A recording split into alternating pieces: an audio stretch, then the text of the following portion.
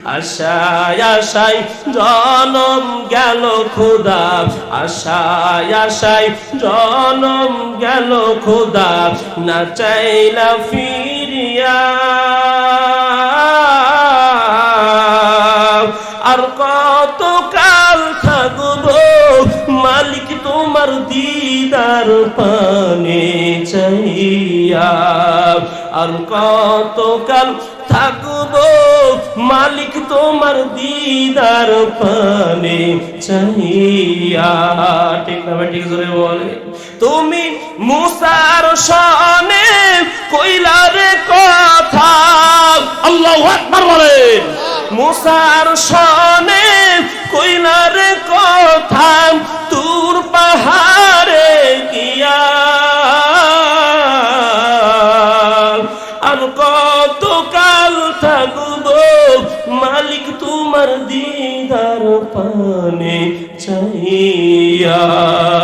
আশায় আশায় জনম গেল খোদা, আশায় আশায় জনম গেল খোদা, না চাইলা ফিরিয়া।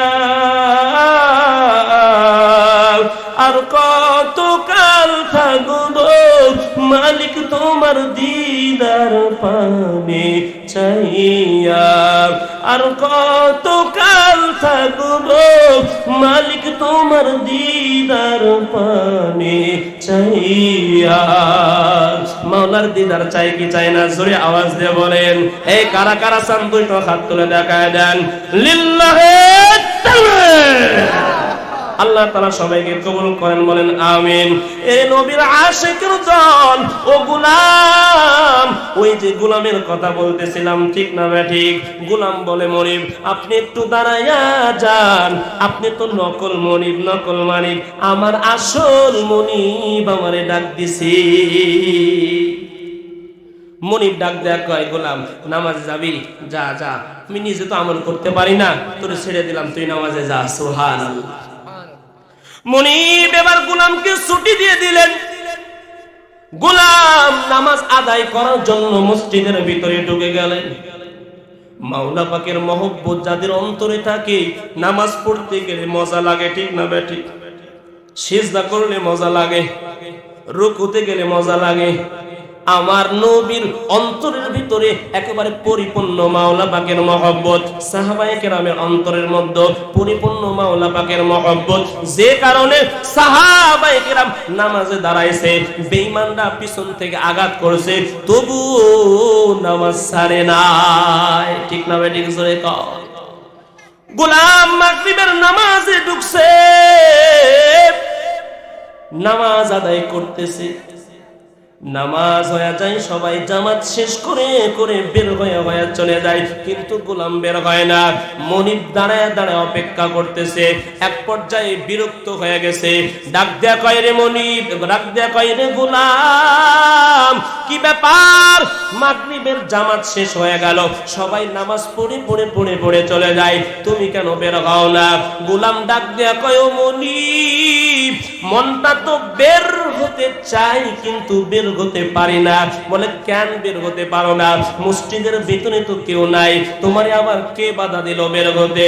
গোলাম ডাক দিয়া কয় ও মনিব, আপনারে যিনি মসজিদের ভিতরে দাঁড় করায় রাখছে, ভিতরে ঢুকতে দেয় না, আমাকে ওই মাওলা বাহিরে বের হতে দেয় না।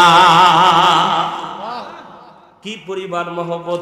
আপনারে যিনি ভিতরে ঢুকতে দেয় না, আমারে ওই মনিব বাইরে বের হতে দেয় না, আল্লাহর মহব্বতের রশি দিয়া আমারে বেঁধে রাখছে। সুবহানাল্লাহ। এটা কার মহব্বত? মাওলা পাকের মহব্বত। এরে নবীর আশিকের দল, আজকে ওই মহব্বতটা আমাদের কোথায় গেল বলে? আল্লাহ কোরআনের মধ্যে জানান দেন, মা সালাকাকুম ফি সাকর ক্বালু লাম নাকু মিনাল মুসাল্লিন ওয়া লাম নাকু নুতঈমুল মিসকিন।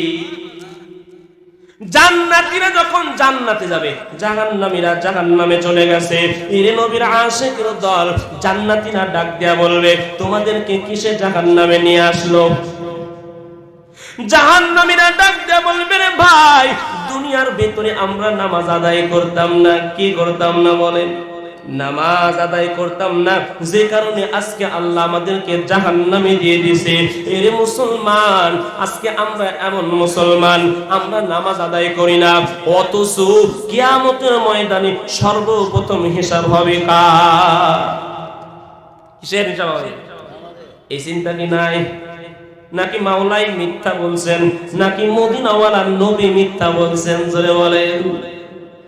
এরে মুসলমান, আল্লাহর গোলাম, অল্প সময় আছে রে বাবা।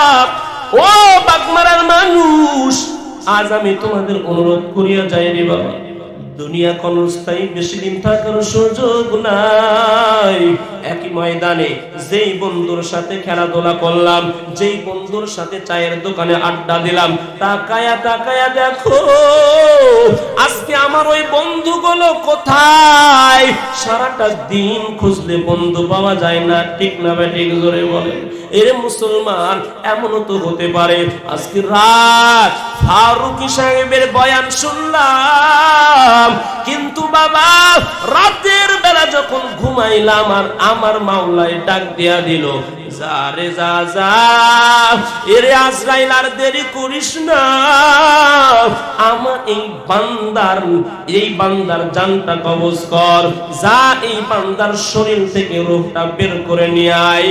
যদি হালাত এমন হয়, সারাটা জীবন নামাজ পড়লাম না, সারাটা জীবন আমল করলাম না, সারা জীবন শুধু জবান দ্বারা মিথ্যা বললাম, সারা জীবন শুধু চক্ষু দ্বারা গুনাহ করলাম, ও আল্লাহর বান্দা বলো, নাফরমানের হালাতে যদি কবরে যাইতে হয়, কবরে যাওয়ার পর কি জবাব দিব? আসেনি কোনো জবাব? আছে? সাহাবায়ে কেরাম পেরেশান করে, কিসের পেরেশান? উসমানের মতো সাহাবা দুনিয়াতে জান্নাতের সার্টিফিকেট পেয়েছেন। মদিনাওয়ালা নবী জানায় দেন, উসমান ফিল জান্নাত, উসমান হলেন জান্নাতি। উসমানের মতো একজন জান্নাতি সাহাবা কবরের পাশে দাঁড়ায়া হাউমাউ হাউমাউ করে কান্না করে। ডাক দেয়া কয়, হযরত, কবরের পাশে দাঁড়ায়া আপনি কেন কান্না করেন? উসমান ডাক দেয়া বলে, রে ভাই, মানুষ যখন দুনিয়া থেকে বিদায় নিয়ে চলে যাবে, ওই মানুষটার কবর হলো জীবনের প্রথম ঘাঁটি। কবরের ভিতরে তিনটা প্রশ্ন করা হবে, রবের পরিচয়টা দাও, দিনের পরিচয়টা দাও, আর মায়ার নবীকে দেখায় বলবে ওই লোকটাকে কি চিনো? এ মুসলমান, আল্লাহর গোলাম, দুনিয়াতে যারা নামাজ আদায় করবে, দুনিয়াতে যারা আল্লাহর কুদরতি পায়ে সিজদা দেবে, দুনিয়ার ভিতরে যারা আমল করিয়া করিয়া চলবে, এদের কোনো পেরেশান নাই। ওরা কবরে যাওয়ার সাথে সাথে প্রশ্ন করতে দেরি হবে, উত্তর দিতে দেরি হবে না। দুনিয়াতে যারা নামাজ পড়বে না, ইবাদত যারা করবে না, এদের কি আফসোস? হা হা লা আদরি, আমি কিছুই জানি না, আমি কিছুই জানি না। আল্লাহ বলবে, এর ফেরেশতা নাফরমানটাকে ধর, দুনিয়াতে লম্বা সময় জিন্দেগি আমি দিলাম, আমি দুনিয়াতে 70 বছর সময় দিয়েছি, দুনিয়ার ভিতরে এত লম্বা সময় দেওয়ার পরেও আমি আল্লাহর ডাকে সাড়া দেই নাই। আজকে ওই নাফরমানের কোনো সুযোগ নাই। খুযুহু ফাগুল্লু সুম্মাল জাহিমা সাল্লু, ওরে ধর, বেরি পড়া আর জাহান্নামের ভিতর নিক্ষেপ কর। কথা কার? জাহান্নাম কত ভয়ঙ্কর! দুনিয়ার আগুনের চাইতে 70 গুণ বেশি তার তাপমাত্রা, ঠিক না ঠিক? জোরে বলেন। দুনিয়ার আগুনের তাপ সহ্য করতে পারি না, জাহান্নামের আযাব কেমনে সহ্য করব?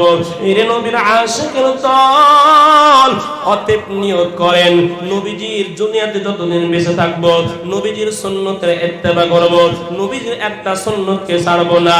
যতদিন দুনিয়ার ভিতরে জীবিত থাকব, এক ওয়াক্ত নামাজ আর ছাড়ব না। দুনিয়ার কোন মানুষ যদি আমি মাওলার মহব্বতে পাগল হতে চাই, আমি মাওলার প্রেমে যদি পাগল হতে চাই, মুহাম্মাদের অনুসরণ ছাড়া দুনিয়ার কেউ আমার পাগল হতে পারবে না, ঠিক না ভাই? ঠিক। অতএব পাগল হতে হবে কার? মুহাম্মাদের পাগল। পাগল মানে কি? মুহাম্মাদের আদর্শ জীবনে বাস্তবায়ন করতে হবে। আমার নবী এমন একজন দামি নবী, শুধু দামি নয়, নবী যেমন দামি, মদিনাওয়ালা নবীর আদর্শ বড় দামি। জোরে বলেন সুবহানাল্লাহ। কত দামি আমার নবী! নবী যখন রাস্তা দিয়ে হেঁটে যায়, এক খণ্ড মেঘ মদিনাওয়ালা নবীর মাথায় ছায়া দেয়। কত দামি নবী আমার, যেই নবীর চারিত্রিক সার্টিফিকেট দিয়েছেন আল্লাহ। জোরে বলেন সুবহানাল্লাহ। ওয়া ইন্নাকা লাআলা খুলুকিন আযীম।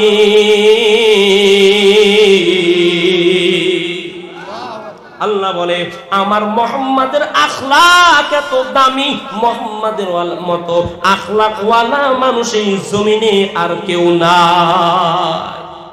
নবী আমার কত দামি আখলাকওয়ালা, জানতে চান? জোরে বলেন, জানতে চান? কত দামি মদিনাওয়ালা নবী! নবীর চেহারা দেখে বেঈমানরা মুসলমান হয়ে গেছে। জোরে বলেন সুবহানাল্লাহ। নবী আমার পেয়ারা সাহাবা আবু বকরকে নিয়ে একদিন রাস্তা দিয়ে হেঁটে হেঁটে হেঁটে হেঁটে যায়। হঠাৎ করে নবীর পেটের ভিতরে খোদা। মদিনাওয়ালা নবী ডাক দিয়ে কয়, আবু বকর,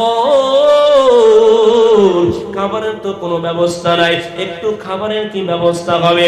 আবু বকর কি রওয়ান দিলেন। হঠাৎ করে সামনের দিকে তাকায় দেখেন একটা রাখাল বুরকির পান নিয়ে আসে, বুরকিগুলোকে খাওয়ায়। মদিনাওয়ালা নবী বলে, এই রাখাল, একটা বুরকি আমারে দাও, দুধ পান করব। রাখাল ডাক দিয়ে কয়, এই বুরকির মালিক আমি নয়, বরং বুরকিগুলো আমার আমানতে আছে। বুরকির মালিক আমি না, বরং আমি দিতে পারবো না, কারণ এগুলো আমার মনিবের পক্ষ থেকে কোনো অনুমতি নাই। নবী কয়, পেরেশান নাই, এমন একটা বুরকি দাও কিয়ামত পর্যন্ত যে বুরকি দুধ দিতে পারবে না। কোন বুরকি? যেই বুরকি কিয়ামত পর্যন্ত দুধ দিতে পারবে না। মানে কোনটা? বাচ্চা যেটা হয় না সেইটা দাও, তাইলে তোমার মনিব তোমার কিছু বলতে পারবে না। রাখার চিন্তা করে, লোকটা কি পাগল না? কয় কি যেটা বাচ্চা দিতে পারে না, এটা থেকে দুধ কেমনি বার করবে? আমার মাওলা পারেন কি পারেন না? জোরে বলেন। মদিনাওয়ালা নবী বললেন, একটা বরকি দিয়ে দাও। নবীর কাছে বরকি আসছে। মদিনাওয়ালা নবী ওলানের ভিতর হাত দিয়া মাওলা পাকের নাম নিলেন। আমার মাওলা কুদরতি ভাবে স্তন পূর্ণ করে দুধ দিয়া দিলেন। কাদেরে কুদরতু দারি বরকমাল, আনতা রব্বি আনতা হাসবি যুল জালাল, তুহি কাদের জলিলুল্লাহ জাহাদার, বহনকারে তুহি মেরা নিগাহদার। আল্লাহ চাইলে সম্ভব কিনা? জোরে আওয়াজ দিয়ে বলতে হবে, আল্লাহ চাইলে সম্ভব কিনা? দুধে পূর্ণ হয়ে গেছে। মদিনাওয়ালা নবী এবার দুধ পান করলেন। জোরে বলেন সুবহানাল্লাহ। আবু বকর দুধ পান করলেন। আবু বকর দুধ পান করলেন তৃপ্তি সহকারে। মদিনাওয়ালা নবী আবার ওই উলানের ভিতরে হাত দিলেন। আল্লাহ তাআলা আগের মতো বানায়া দিলেন। বুরকিটাকে এইবার বললে, রাখাল, তোমার বুরকিটা পানের ভিতরে ছেড়ে দাও। রাখাল কয়, হায় হায় হায়, এটা কি দেখলাম? এটা দুনিয়ার সাধারণ কোন মানুষের কাজ? জোরে বলেন, এটা দুনিয়ার কোন সাধারণ মানুষের কাজ না, বরং ওই যে মুহাম্মাদের কথা শুনেছি, এটাই হবে সেই মুহাম্মদ আরবি। ডাক দিয়ে কয়, মদিনাওয়ালা নবী এখনই আমাকে কালিমা পড়ায়া দেয়। ওইটা কে জানেন? ওইটা হলো নবীজির প্রিয় সাহাবী আব্দুল্লাহ ইবনে মাসউদ রাদিয়াল্লাহু তাআলা। যে আব্দুল্লাহ ইবনে মাসউদ এমন সাহাবা যার কোরআনের তেলাওয়াত এত সুমধুর ছিল, আল্লাহর রাসূল মাঝে মধ্যে বলতেন, এই আব্দুল্লাহ, আমার একটু তেলাওয়াত শোনায়া দাও। কি পরিমাণ কণ্ঠ ছিল! আল্লাহু আকবার। আব্দুল্লাহ ইবনে মাসউদ বলে, নবী, আপনার উপরে কোরআন নাযিল হয়েছে, তার মানে আপনারটাই বেশি সুন্দর, আপনি আমার কাছ থেকে কেন শুনবেন? নবী ডাক দিয়ে কয়, আরে নিজেরটা তেলাওয়াত করার মজা আরেকটা, কিন্তু আরেকজনের তেলাওয়াত শোনার মধ্যে আরেক মজা। এই মজা আমরা বুঝি না। হাই, আমার দেশের ছেলেগুলো সারা বিশ্বের মধ্যে ওয়ার্ল্ডের মধ্যে প্রথম স্থান অধিকার করে পুরস্কার নিয়ে আসে, আমরা সেই হাফেজে কোরআনদেরকে কদর করি না, ঠিক না ব্যাটিং জোরে? তেলাওয়াত কত সুন্দর, অথচ হেডফোন লাগায়া সারা রাত যুবকরা শুধু গান আর গান, গান আর গান, ঠিক না ব্যাটিং? অথচ কোরআনের তেলাওয়াত এত মজা, যদি গানের পরিবর্তে কোরআনের তেলাওয়াত দিয়া হেডফোন কানে লাগাইয়া একটাবার মনোযোগ দিয়া শোনো, আল্লাহর কসম ওই গান আর শুনতে মন চাইবে না। একটা গান 1 সপ্তাহ, 2 সপ্তাহ, 1 মাস, 1 বছর, তারপরে আর ভালো লাগে? ভালো লাগে না।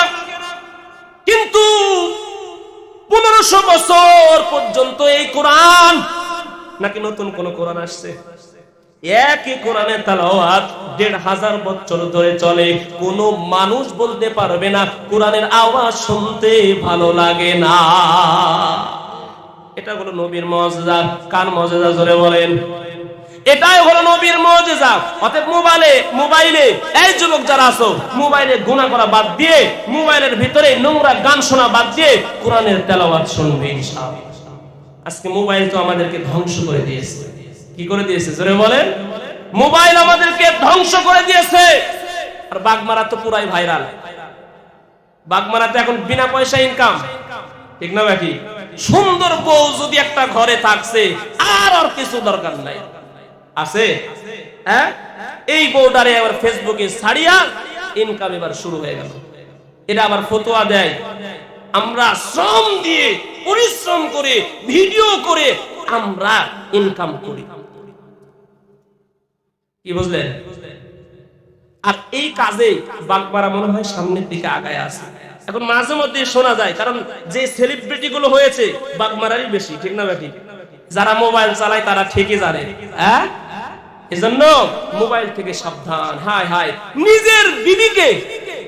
নিজের বিবিকে কেমনে হাজার হাজার পুরুষের জন্য খাদ্যখানা বানায়, নাউজুবিল্লাহ বলেন। এটা আবার ফতোয়া দেয়, কয় হুজুর আপনারাই বলেন জামাতের ফজিলত বেশি, একা নামাজ পড়লে 1 সওয়াব, আর যদি জামাতে পড়া হয় তাহলে বেশি সওয়াব। তা আমি বিয়ে করছি, একাকে দেখবো সওয়াব কম, যখন জামাত করে সবাই মিলে পুরো জাতিকে নিয়ে দেখবো সওয়াব বেশি না কম? হ্যাঁ, সওয়াব বেশি।